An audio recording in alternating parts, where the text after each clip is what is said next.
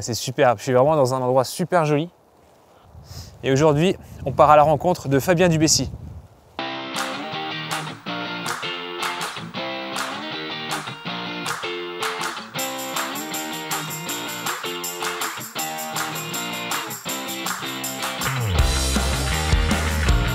Je suis super content de te trouver, Fabien. Là, je commence à galérer vraiment avec la neige. On est parti? Allez, on est parti.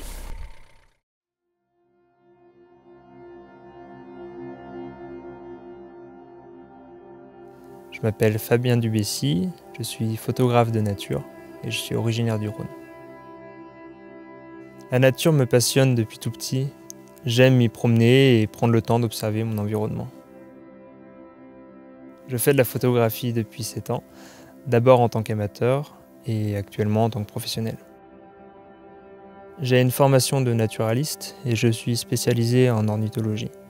C'est pourquoi je fais principalement de la photographie animalière.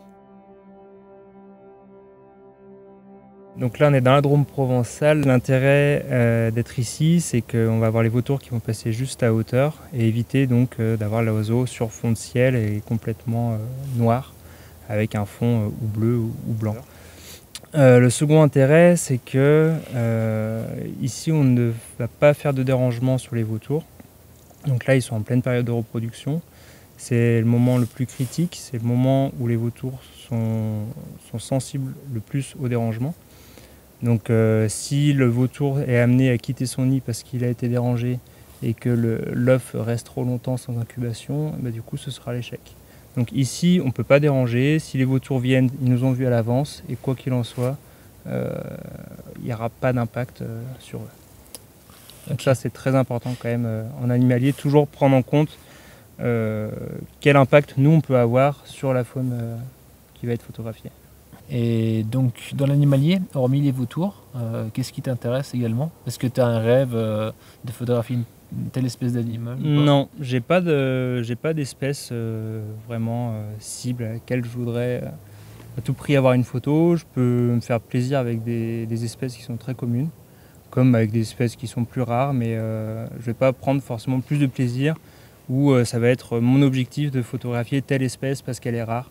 Ou au contraire, d'ailleurs, si elle est rare, autant la laisser tranquille et limiter l'impact sur elle.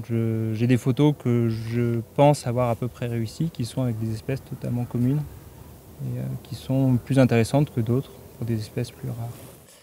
Là, tu vois, juste pour exemple, il y a une photo qui marche souvent quand j'en parle ou quand je montre mes photos, et c'est juste un caneton de canard colvert, tout simple. Le canard qu'on a de partout, qu'on voit de partout.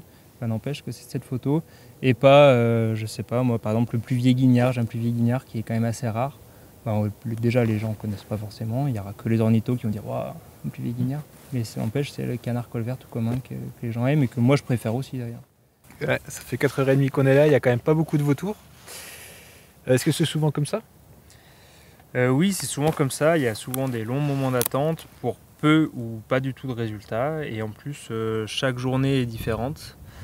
Mais après, bon, c'est pas forcément dérangeant d'attendre, ça permet de se vider la tête et penser que à la photographie. Tu montres un petit peu les commandes Ouais. Allez. Du coup, alors moi je suis pas équipé. Déjà là, tu as un 400 mm, Ouais. 8, donc là c'est allumé.